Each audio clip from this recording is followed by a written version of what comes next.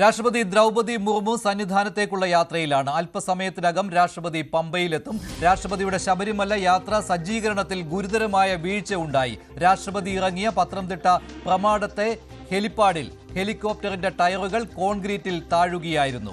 നിലയ്ക്കലെ landing മാറ്റിയത് അവസാന നിമിഷമാണ്. രാവിലെയാണ് പത്തനംതിട്ട പ്രമാടത്ത് കോൺക്രീറ്റ് ഇട്ടത്. രാഷ്ട്രപതി ഇറങ്ങിയ ശേഷം പോലീസും ഫയർഫോഴ്സും ചേർന്ന് ഹെലികോപ്റ്റർ തള്ളി നീക്കുകയായിരുന്നു. ദർശനത്തിനായി രാഷ്ട്രപതി ശബരിമലയിലേക്ക് തിരിച്ചു.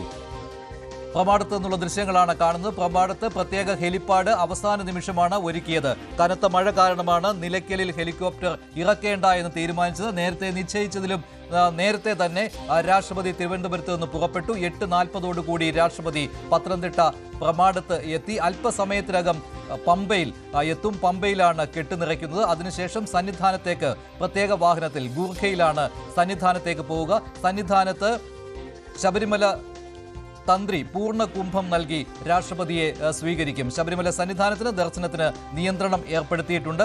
ഏകദേശം 12 മണിവരെ രാഷ്ട്രപതി സന്നിധാനത്ത് ഉണ്ടായിരിക്കും. അല്പസമയത്തിനകം രാഷ്ട്രപതി പമ്പയിൽ എത്തും. പ്രമാടത്ത് നിന്ന് പമ്പയിലേക്ക് ഏതാണ്ട് 68 കിലോമീറ്റർ ദൂരം കാറിൽ സഞ്ചരിക്കുകയാണ് രാഷ്ട്രപതി. നേരത്തെ നിശ്ചയിച്ചിരുന്നത് നിലയ്ക്കലിൽ ഹെലികോപ്റ്റർ ഇറക്കാമെന്നാണ്. പക്ഷേ മഴ കാരണം നിലയ്ക്കലിലെ ലാൻഡിംഗ് ഉപേക്ഷിക്കുകയായിരുന്നു. അങ്ങനെയാണ് പ്രമാടത്ത് ഹെലിപ്പാഡ് നിർമ്മിച്ചത്. അവസാന നിമിഷമാണ് കോൺക്രീറ്റ് ഇട്ടത്. അതിനാലാണ് ഹെലികോപ്റ്ററിന്റെ ചക്രങ്ങൾ കോൺക്രീറ്റിൽ പുതഞ്ഞത്. പിന്നീട് പോലീസും ഫയർഫോഴ്സും ചേർന്ന് ഹെലികോപ്റ്റർ തള്ളി നീക്കുകയായിരുന്നു. ഗുരുതരമായ സുരക്ഷാ വീഴ്ചയാണ് രാഷ്ട്രപതിയുടെ സന്ദർശനത്തിൽ പ്രമാടത്തുണ്ടായത്.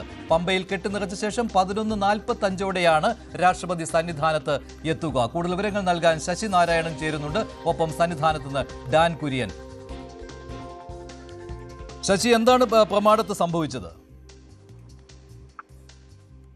മഞ്ജുഷെ, രാഷ്ട്രപതിയുടെ സന്ദർശനവുമായി ബന്ധപ്പെട്ട് സുരക്ഷാ വീഴ്ച ഉണ്ടായെന്നുള്ളതാണ് ഈ അവസരത്തിൽ നമുക്ക് പങ്കുവെക്കാനുള്ളത്. കാരണം പ്രധാനമായും രാഷ്ട്രപതി സന്നിധാനത്ത് ദർശനത്തെത്തുമ്പോൾ നിലയ്ക്കലിൽ ഇറങ്ങുമെന്നാണ് ആദ്യം ഉണ്ടായിരുന്ന അറിയിപ്പ്. അതിനുവേണ്ടിയുള്ള ക്രമീകരണം നിലയ്ക്കൽ ഉണ്ടായിരുന്നു.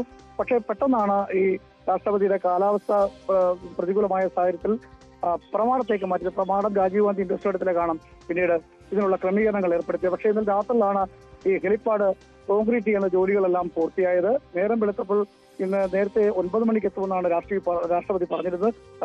രാഷ്ട്രപതിയുമായി ബന്ധപ്പെട്ടുള്ള ഈ സുരക്ഷാ ക്രമീകരണമുള്ള ഉദ്യോഗസ്ഥരൊക്കെ വ്യക്തമാക്കിയത്. പക്ഷേ ഒരു 8:30 തന്നെ രാഷ്ട്രപതി പ്രമാടം രാജീവ് ഗാന്ധി ഇൻഡോർ സ്റ്റേഡിയത്തിലെത്തി. ആ സമയത്താണ് ഈ കോൺക്രീറ്റ് ഉറച്ച സ്ഥിതിയിലല്ലായിരുന്നു. ഇന്നലെ രാത്രിയിലാണ് അത് ചെയ്തത്. എന്തായാലും ഹെലികോപ്റ്ററിന്റെ ടയറുകൾ ഈ കോൺക്രീറ്റിൽ പുതയുന്നൊരു സാഹചര്യം ഉണ്ടായി.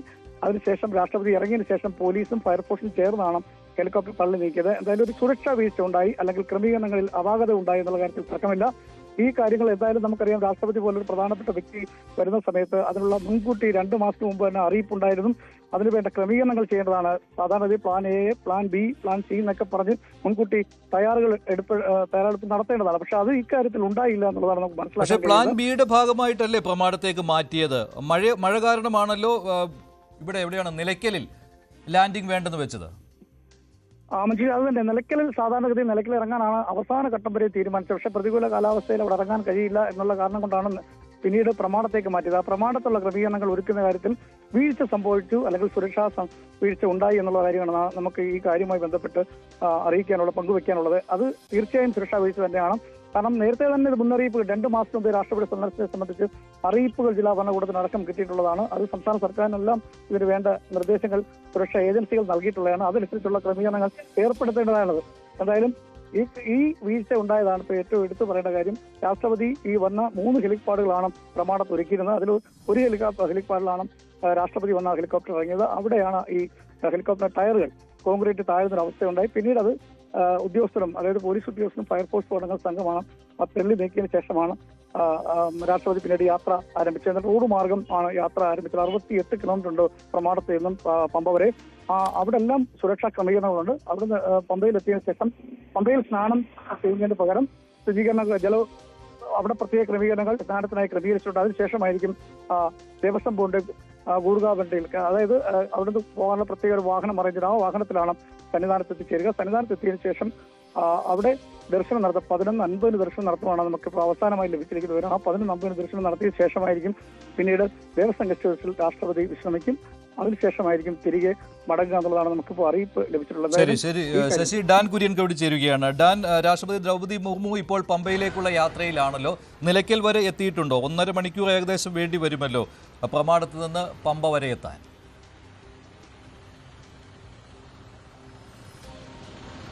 തീർച്ചയായിട്ടും. അതായത് ഏതാണ്ട് 11:40 ആകുന്ന സമയത്ത് അവിടെ എത്തും എന്നാണ്. അതായത് പമ്പയിലെത്തും, 11:30-ക്കകത്ത് പമ്പയിലെത്തുമെന്നാണ് ലഭിക്കുന്ന സൂചനകൾ. ആദ്യം ഈ പമ്പ സ്നാനത്തിനായി കാൽ കഴുകി വൃത്തിയാക്കുന്നതിന്, പമ്പ സ്നാനത്തിന് പകരം കാൽ കഴുകി വൃത്തിയാക്കുന്നതിന് ത്രിവേണി പാലത്തിന് സമീപത്ത് ജലസേചന വകുപ്പ് പ്രത്യേകമായ ചില ക്രമീകരണങ്ങൾ ഒരുക്കിയിട്ടുണ്ട്. അതിനുശേഷം അവിടെ നിന്ന് ഇരുമുടിക്കെട്ട് നിറയ്ക്കുന്നതിന് വേണ്ടി പമ്പ ഗണപതി കോവിലിൽ എത്തും. പിന്നീട് 11:10-നും 11:30-ക്കും ഇടയിൽ 4 വീൽ ഡ്രൈവ് ഗൂർഖ എമർജൻസി വാഹനത്തിൽ പമ്പയിൽ നിന്ന് സന്നിധാനത്തേക്ക് പുറപ്പെടുന്നതിനുള്ള ക്രമീകരണങ്ങളാണ് ഒരുക്കിയിരിക്കുന്നത്.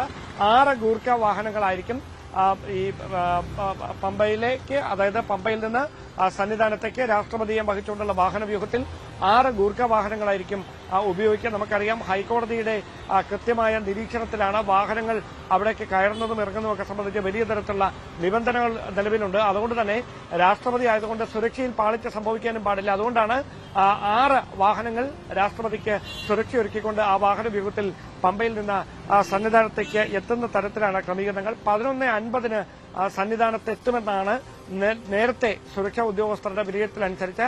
11:50-ന് സന്നിധാനത്തെത്തുന്നു. 12:20-ന് 18-ാം പടി കയറി അയ്യപ്പ ദർശനം നടത്തുന്ന തരത്തിലാണ് ക്രമീകരണങ്ങൾ സജ്ജമാക്കിയിരിക്കുന്നത്. പിന്നീട് ഉച്ചപൂജ കണ്ട് തൊഴുതിന് ശേഷമാകും ദേവസ്വം ഗസ്റ്റ് ഹൌസിലേക്ക് വിശ്രമത്തിനായി രാഷ്ട്രപതി പോവുക. 3 മണിയോടെ അവിടെ നിന്ന് തിരികെ ഹെലിപ്പാഡിനടുത്തേക്ക് വീണ്ടും എത്തുന്ന തരത്തിൽ, അത് പ്രമാണത്തായിരിക്കാം, അതല്ല എങ്കിൽ കാലാവസ്ഥ അനുകൂലമാണെങ്കിൽ നിലയ്ക്കലായിരിക്കും. അത് സംബന്ധിച്ച വ്യക്തമായൊരു തീരുമാനം SPGയുടെ ഭാഗത്തു നിന്നാണ് വരേണ്ടത്.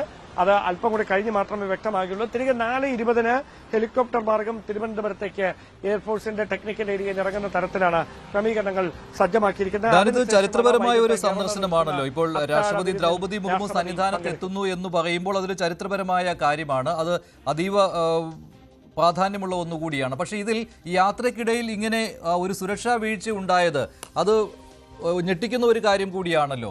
അവസാന നിമിഷം യാത്ര മാറ്റേണ്ടി വന്നു, ഹെലിപ്പാഡ് കോൺക്രീറ്റ് ചെയ്യേണ്ടി വന്നു. വിചാരിച്ചതിലും നേരത്തെ ഹെലികോപ്റ്റർ പ്രമാടത്ത് എത്തുന്നു. ഇത് വിശദീകരിക്കേണ്ടി വരില്ലേ സ്വാഭാവികമായിട്ടും?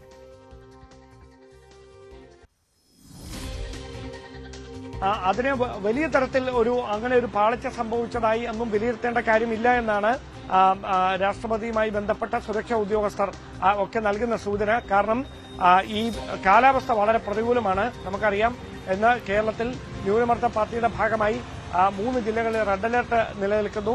പത്തനംതിട്ട ഉൾപ്പെടെയുള്ള ജില്ലകളിൽ യെല്ലോ അലർട്ട് നിലനിൽക്കുന്നു. അതുകൊണ്ട് കാലാവസ്ഥ പ്രതികൂലമായി ബാധിച്ചാൽ ഈ സന്ദർശനത്തെ അത് ഒരു തരത്തിലും ദോഷകരമായി ബാധിക്കാതിരിക്കാനുള്ള ക്രമീകരണങ്ങളൊക്കെ സജ്ജമാക്കിയിട്ടുണ്ടായിരുന്നു. പക്ഷേ നിലയ്ക്കലിലേക്ക് ഹെലികോപ്റ്റർ ഇറങ്ങുന്ന തരത്തിലായിരുന്നു അവസാനവട്ടം വരെയും ക്രമീകരണങ്ങൾ. പക്ഷേ ഏതെങ്കിലും തരത്തിൽ അത് കാലാവസ്ഥ പ്രതികൂലമായാൽ ഉണ്ടാകുന്ന ബുദ്ധിമുട്ടുകൾ കണക്കിലെടുത്തുകൊണ്ടാണ് പെട്ടെന്ന് പ്രമാണത്തെ ഇൻഡോർ സ്റ്റേഡിയത്തിലേക്ക് രാഷ്ട്രപതിയുടെ ഹെലികോപ്റ്റർ ഇറങ്ങുന്നതിനുള്ള ക്രമീകരണങ്ങൾ സജ്ജമാക്കിയത്. ഈ പല പ്ലാനുണ്ട്. അതിലൊരു പ്ലാനിന്റെ ഭാഗമായിട്ടാണ് പ്രമാണത്ത്, അതായത് ഒരു സേഫ് ലാൻഡിങ്ങിന് വേണ്ടിയാണ് പ്രമാണത്തും അതിനുള്ള ക്രമീകരണങ്ങൾ സജ്ജമാക്കിയത്. പക്ഷേ നേരത്തെ മുൻനിശ്ചയിച്ച പ്രകാരം രാവിലെ 9 മണിക്ക് 9:10-ന് തിരുവനന്തപുരത്തെ എയർഫോഴ്സിന്റെ ടെക്നിക്കൽ ഏരിയയിൽ നിന്ന് ഹെലികോപ്റ്റർ പുറപ്പെടുന്ന തരത്തിലായിരുന്നു ക്രമീകരണങ്ങൾ സജ്ജമാക്കിയിരുന്നത്. പക്ഷേ അതിനേക്കാൾ ഏതാണ്ട് 1.5 മണിക്കൂർ നേരത്തെ 7:30-ക്ക് ശേഷം തന്നെ രാജ്ഭവനിൽ നിന്ന് ഗവർണറുടെ വസതിയിൽ നിന്ന്, ഔദ്യോഗിക വസതിയിൽ നിന്ന് രാഷ്ട്രപതി യാത്ര തിരിക്കുകയായിരുന്നു. പിന്നീട് എയർഫോഴ്സിന്റെ ടെക്നിക്കൽ ഏരിയയിലെത്തി ഏതാണ്ട് 8:30-യോടെ തന്നെ, പറഞ്ഞതിനേക്കാൾ 1 മണിക്കൂർ നേരത്തെ തന്നെ ഈ പ്രമാണത്തെത്തുന്ന സാഹചര്യമാണ് ഉണ്ടായത്. അവിടെ ജനപ്രതിനിധികളടക്കം ചേർന്ന രാഷ്ട്രപതിയെ സ്വീകരിച്ചു. മടങ്ങിയതിന് ശേഷമാണ് ഈ ഹെലികോപ്റ്റർ അവിടെ നിന്ന് തള്ളി നീക്കുന്ന തരത്തിൽ, ഈ ദൃശ്യങ്ങളിൽ കണ്ടതുപോലെ തള്ളി നീക്കുന്ന തരത്തിലുള്ളൊരു സാഹചര്യം ഉണ്ടായത്. അവിടെ ക്രമീകരണങ്ങൾ എന്തെങ്കിലും അങ്ങനെ ഒരു അപാകത സംഭവിച്ചതാണോ ഇതിലേക്ക് നയിച്ചത്, അതടക്കമുള്ള കാര്യങ്ങളിലൊക്കെ പരിശോധന വരും. കാരണം ഈ കഴിഞ്ഞ ഏതാനും ദിവസമായി തുടർച്ചയായി മഴ പെയ്തുകൊണ്ടിരിക്കുന്ന സാഹചര്യമാണ്. അതിനിടയിലാണ് അവിടെ ഈ കോൺക്രീറ്റ് ചെയ്യുന്ന ഒരു പശ്ചാത്തലം ഉണ്ടായത്. അതായത് നിലയ്ക്കലിൽ തന്നെ ഈ ഹെലികോപ്റ്റർ ഇറങ്ങുന്നതിനുള്ള ക്രമീകരണമാണ് ചെയ്തത്. പക്ഷേ ഒരു സേഫ് ലാൻഡിങ്ങിന് വേണ്ടി ഈ പ്രതികൂല കാലാവസ്ഥയുടെ പശ്ചാത്തലത്തിൽ അത് പ്രമാണത്തേക്ക് മാറ്റിയെന്നേ ഉള്ളൂ. പക്ഷേ രാഷ്ട്രപതിയെയോ രാഷ്ട്രപതിയുടെ സന്ദർശനത്തെയോ ഈ ഉണ്ടായിരിക്കുന്ന പ്രശ്നം ബാധിച്ചിട്ടില്ല എന്ന് ഉദ്യോഗസ്ഥർ ഉറപ്പ് നൽകുന്നുണ്ട്. കാരണം രാഷ്ട്രപതി അവിടെ നിന്ന് മടങ്ങിയതിനു ശേഷം മാത്രമാണ് ആ ഹെലികോപ്റ്ററിന്റെ ടയറ് താണ്ടത് ഉയർത്താനുള്ള ശ്രമം പോലീസ് ഉദ്യോഗസ്ഥർ എല്ലാവരും ഒരുമിച്ച് ചേർന്നത് തള്ളിമാറ്റുന്ന നീക്കങ്ങളൊക്കെ ഉണ്ടായത്. അതിനെ ഒരു സുരക്ഷാ വീഴ്ചയായോ മറ്റെന്തെങ്കിലും പ്രശ്നമായോ വ്യാഖ്യാനിക്കേണ്ടതില്ല എന്നാണ് പറയുന്നത്. പക്ഷേ പരിശോധനകൾ സ്വാഭാവികമായി നടക്കും. രാഷ്ട്രപതിയാണ് എത്തിയിരിക്കുന്നത്, രാഷ്ട്രത്തിന്റെ പ്രഥമ പൗരയാണ്. അതുകൊണ്ട് തന്നെ അവർക്ക് ഏതെങ്കിലും തരത്തിലുള്ള ഒരു ബുദ്ധിമുട്ടുകൾ നേരിട്ടാൽ അതിന് കൃത്യമായി അധികൃതർ അല്ലെങ്കിൽ അതുമായി ബന്ധപ്പെട്ട സുരക്ഷാ ക്രമീകരണങ്ങൾ മറ്റ് ക്രമീകരണങ്ങളൊക്കെ സജ്ജമാക്കി മറുപടി പറയേണ്ടി വരും. അത്തരത്തിലുള്ള പരിശോധനകൾ നടക്കുക. അതിനപ്പുറത്തേക്ക് രാഷ്ട്രപതി അത് ഒരു തരത്തിലും പ്രതികൂലമായി ബാധിച്ചിട്ടില്ല എന്ന് തന്നെയാണ് രാഷ്ട്രപതിയുടെ ഓഫീസിൽ നിന്ന് മറ്റ് SPG ഉദ്യോഗസ്ഥരുടെ ഭാഗത്തു നിന്നൊക്കെ പുറത്തേക്ക് വരുന്ന വിവരങ്ങൾ. ശരിയാണ്, കനത്ത മഴയായിരുന്നു, അതുകൊണ്ട് കൂടി തന്നെയാണ് മറ്റൊരു പ്ലാനിലേക്ക് പോയത്. പ്ലാൻ ബി നടപ്പാക്കേണ്ടി വന്നു. അങ്ങനെയാണ് നിലയ്ക്കലിലായിരുന്നു ഹെലികോപ്റ്റർ ഇറങ്ങാൻ തീരുമാനിച്ചിരുന്നത്. അവസാന നിമിഷം അത് പ്രമാടത്തേക്ക് മാറ്റിയിരുന്നു. പ്രമാടവും പ്ലാൻ ബിയുടെ ഭാഗമായിട്ടുണ്ടായിരുന്നു. പത്തനംതിട്ടയിലെ പ്രമാടം, അവിടുത്തെ രാജീവ് ഗാന്ധി ഇൻഡോർ സ്റ്റേഡിയത്തിലാണ് ഹെലികോപ്റ്റർ ഇറങ്ങിയത്. അവിടെ നിന്ന് റോഡ് മാർഗം ഏതാണ്ട് 68 കിലോമീറ്ററാണ് പമ്പയിലേക്ക് ഉള്ളത്. 1.5 മണിക്കൂറോളം സമയത്തിനുള്ളിൽ പമ്പയിൽ എത്തിച്ചേരാൻ കഴിയും. അല്പസമയത്തിനുള്ളിൽ രാഷ്ട്രപതി ദ്രൗപദി മുർമു പമ്പയിലെത്തും. പമ്പ സ്നാനത്തിനുള്ള ക്രമീകരണം ഏർപ്പെടുത്തിയിട്ടുണ്ട്. അതുകൂടാതെ പമ്പ ഗണപതി കോവിലിൽ കെട്ടുനിറയ്ക്കുവാനുള്ള സജ്ജീകരണവും ഏർപ്പെടുത്തിയിട്ടുണ്ട്. അതിനുശേഷമാണ് പ്രത്യേക വാഹനത്തിൽ ഗൂർഖയിൽ രാഷ്ട്രപതി ദ്രൗപദി മുർമു സന്നിധാനത്തേക്ക് തിരിക്കുക. 11:30 മണിയോടുകൂടി സന്നിധാനത്തെത്തും എന്നാണ് ഇപ്പോൾ പ്രതീക്ഷിക്കുന്നത്. തന്ത്രി കണ്ഠരര് മഹേഷ് മോഹനര് പൂർണ്ണ കുംഭം നൽകി രാഷ്ട്രപതി ദ്രൗപദി മുർമുവിനെ സ്വീകരിക്കും. ഏതാണ്ട് 1 മണിക്കൂർ 10 മിനിറ്റ് സമയം സന്നിധാനത്ത് രാഷ്ട്രപതി ദ്രൗപദി മുർമു ഉണ്ടാവും. അതിനുശേഷം സന്നിധാനത്ത് നിന്നുള്ള മടക്കയാത്രയാണ് ഏർപ്പെടുത്തിയിട്ടുള്ളത്.